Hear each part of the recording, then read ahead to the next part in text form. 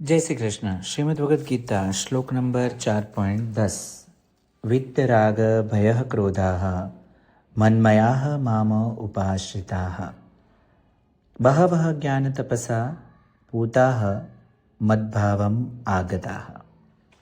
હે અર્જુન, જેમના રાગ, ભય અને ક્રોધ સંપૂર્ણપણે નાશ પામી ચૂક્યા હતા, તેમજ જેઓ મારામાં અનન્ય પ્રેમ ભાવે સ્થિત રહેતા હતા, એવા મારા આશ્રય રહેનારા ઘણાય ભક્તો આ પહેલાં પણ ઉપર કહેલા જ્ઞાનરૂપી તપ વડે પવિત્ર થઈને મારા સ્વરૂપને પામી ચૂક્યા છે. સો અહીંયા ત્રણ અવરોધ આપણને રોકે છે. એક છે રાગ એટલે અટેચમેન્ટ, ભય એટલે ફિયર અને ક્રોધ એટલે એંગર. તો લીડરશિપ કોન્ટેક્સમાં જો સમજીએ તો જ્યાં સુધી લીડરશિપમાં આ ત્રણ વસ્તુ હશે, રાગ, ભય અને ક્રોધ, ત્યાં સુધી ક્લેરિટી નહીં આવે. તો જેને ક્લેરિટી નથી એને આ ત્રણેયથી ઉપર ઉઠવાનું છે. સો ત્રણ શત્રુ આપણા કયા છે?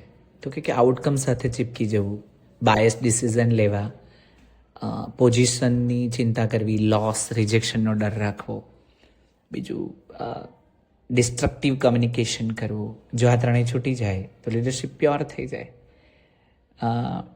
ફાઉન્ડરનો ઈગો, ફિયર ડ્રિવન કલ્ચર અને એંગર બેઝ ઓથોરિટી, આ હું ક્યારેય પણ નથી ચલાવતો અને હું જેની પણ લીડરશિપ ટ્રેનિંગ લેતો હો એને પણ આ ખાસ વસ્તુ શીખવાડું છું. હવે આપણે સમજીએ કે જ્ઞાન તપ એટલે શું. તો કે જ્ઞાન તપ એટલે સેલ્ફ રિફ્લેક્શન, ફીડબેક લેવાની કેપેસિટી અને ટ્રુથ સામે ઊભું રહેવાની તૈયારી. ગ્રોથ એટલે વધુ કંટ્રોલ નહીં, પણ ગ્રોથ એટલે વધુ ક્લેરિટી.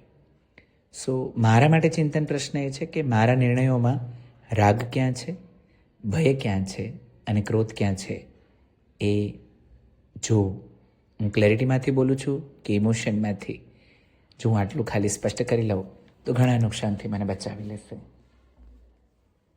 Thank you.